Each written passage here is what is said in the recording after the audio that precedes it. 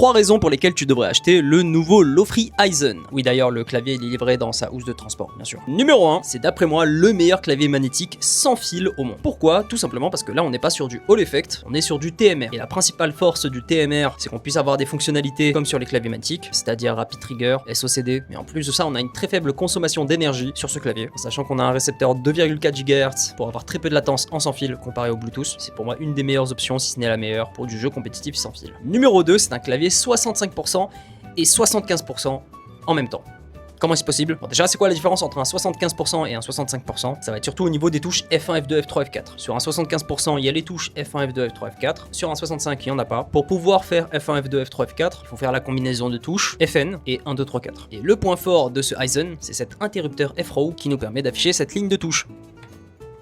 Et donc à partir de là, on n'a pas besoin de faire la combinaison, on a déjà les touches F1, F2, F3, F4. Et enfin, ce clavier cache une particularité qu'on ne retrouve nulle part ailleurs, ça va être au niveau de la conception des switches. Ce sont des switches Nexus hybrides. À l'intérieur, on a le vrai fonctionnement d'un switch mécanique et en même temps d'un magnétique. C'est quoi l'avantage comparé aux autres claviers? C'est qu'on a les performances et les fonctionnalités d'un clavier magnétique, c'est-à-dire le Rapid Trigger et autres, mais aussi la qualité de frappe d'un clavier mécanique. D'ailleurs, comme c'est un clavier dit TMR, tu peux remplacer les switches par des switches mécaniques ou magnétiques, ce qui n'est pas possible sur les claviers Hall Effect, donc les clavier HE. Petit sound test.